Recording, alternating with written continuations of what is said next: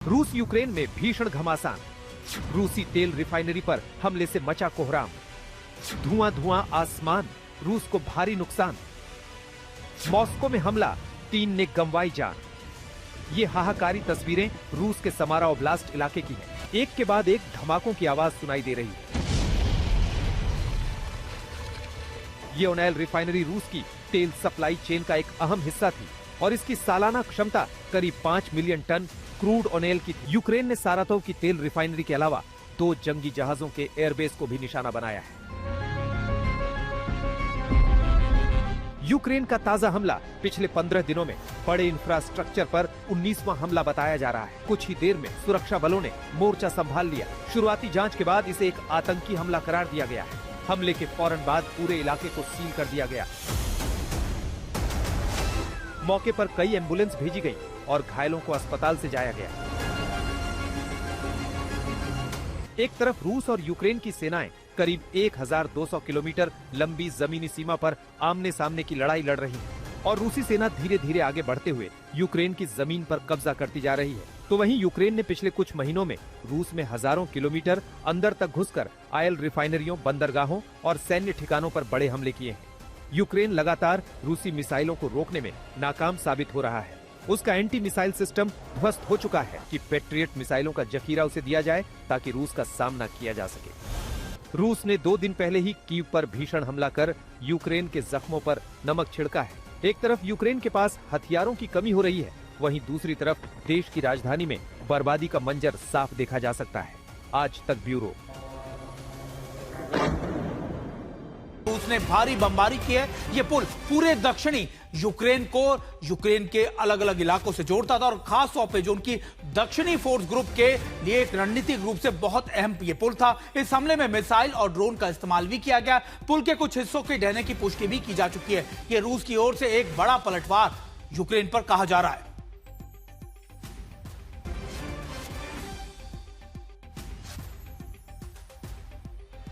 की तरफ से 6000 से ज्यादा ड्रोन अटैक किए गए। आंकड़ों के मुताबिक यूक्रेन ने 1 महीने में रूस पर 6225 कामकाजी ड्रोन दागे हैं, जिसमें आत्मघाती ड्रोन कहा जा सकता है। हालांकि रूस का दावा है कि इनमें से अधिकतर को उसने निष्क्रिय कर दिया, लेकिन आप मानिए कि 6000 से ज्यादा ड्रोन अगर 1 महीने के अंदर दागे जा रहे हैं तो यूक्रेन किस तरीके से पूरे रूस के अंदर बड़ी तबाही मचाना चाहता है। खासतौर पर उसका टारगेट है मॉस्को और मॉस्को के आसपास के इलाके।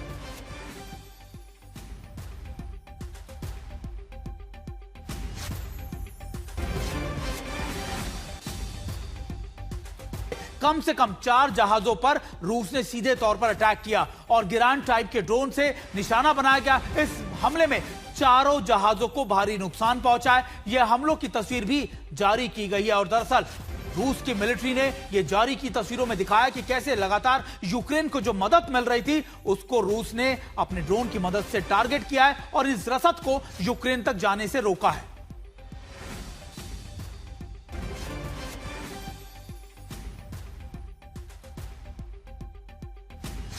अमेरिका, रूस और यूक्रेन के बीच संघर्ष को सुलझाने के लिए बातचीत फिर से शुरू होने की कोशिश की जाएगी। यानी मार्को रूबियो कह रहे हैं कि हम एक बार फिर से रूस और यूक्रेन को मनाने की कोशिश करेंगे। इसके पीछे अमेरिका की एक रणनीति यह भी है कि अमेरिका चाहता है कि देखिए जो हथियार यूक्रेन को दिए जा रहे थे वो इस समय अमेरिका के आप कह सकते हैं काबिलियत में नहीं है। वो नहीं चाहता कि सारे के सारे जो हथियार हैं वो यूक्रेन को दिए जाए, क्योंकि इस समय अमेरिका ईरान के खिलाफ भी मोर्चे पर लड़ाई लड़ रहा है।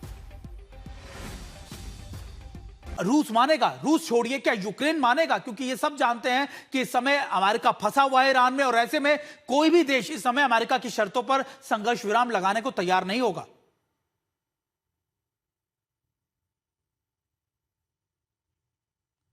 सर आपकी आवाज हम तक नहीं पहुंची। अगर आप अनम्यूट कर सके अपने ऑडियो को तो। सॉरी सुमित जी, मैं माफी चाहता हूं जी। उम्मीद करता हूं अब मेरी आवाज आप तक आ रही है। बिल्कुल, आपकी आवाज आ रही है श्रोताओं तक जा रही है जी।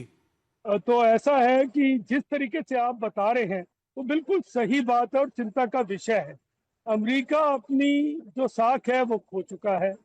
यूक्रेन में हथियारों का जो असला है वो खत्म होता जा रहा है और रूस है उसकी भी हालत काफी पतली है और जो अटैक्स की सिलसिला है वो अभी रिफाइनरीज पर पहुंच चुका है वो ब्लैक सी के अंदर जो शिप्स है उसके ऊपर जा चुका है।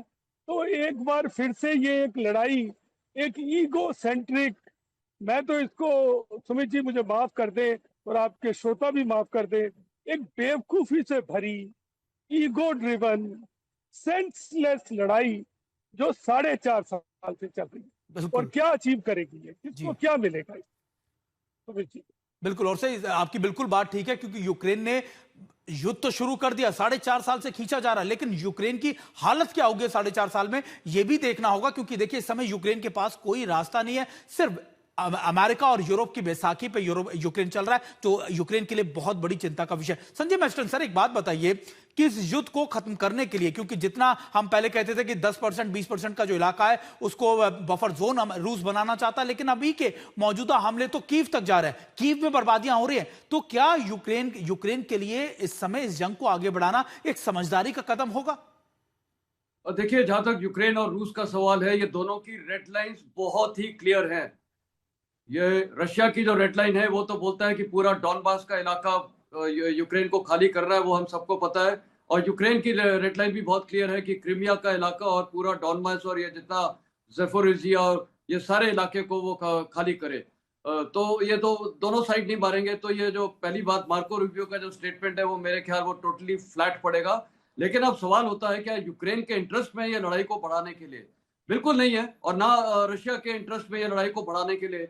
लेकिन दोनों पार्टीज या दोनों साइड, दोनों देश इस हालात में है कि ईगो तो है ही उनकी, उसमें कोई डाउट नहीं है। लेकिन दोनों मिलिटरी और पॉलिटिकली और स्ट्रैटेजिकली प्रूव करना चाहते हैं कि वो अपने ऑब्जेक्टिव्स को अचीव कर रहे हैं। आज यूक्रेन की सिर्फ एक ही सबसे बड़ी ताकत है, वो ताकत है उसकी ड्रोन्स की। और आपने देखा 6000 से अधिक एक ही महीने में उसने ड्रोन्स लॉन्च किए हैं, और क्या इम्पैक्ट हो रहा है वो हम सबको दिख रहा है। लेकिन इसकी क्या ताकत है रूस की? इसकी भी ताकत है, ड्रोन्स हैं लेकिन मिसाइल्स भी हैं। और जहां तक एयर डिफेंस सिस्टम्स है वो भी उसका ना के बराबर हो गया, क्योंकि आपने देखा है ये जिस प्रकार ये रिफाइनरी में डैमेज हुआ है वो तो बहुत ही भयंकर डैमेज हुआ है। और ये यूक्रेन यहाँ पर क्यों बार बार रिफाइनरीज को डैमेज कर रहा है? देखिए, अमेरिका, ये जो रूस की मिलिट्री मशीन है उसको इकोनॉमिक जो मैं बोलूंगा खरीदने के लिए जो क्षमता मिलती है वो है उसके एनर्जी रिसोर्सेज से। रूस का सबसे बड़ा सेंटर ऑफ ग्रेविटी है उसका ऑयल और गैस। अगर वो यूक्रेन उसको बार बार बर्बाद करेगा तो ऑब्वियसली इस पर फर्क पड़ेगा, और यही काउंटर स्ट्रेटेजी। और सर बिल्कुल, काउंटर स्ट्रेटजी तो देखिए यूक्रेन के पास सिर्फ और सिर्फ लड़ते रहने की है, लेकिन उस लड़ाई से हासिल क्या हो रहा है? क्या सच में रूस को उतना नुकसान हो रहा है? यह भी शायद यूक्रेन को समझने की जरूरत है।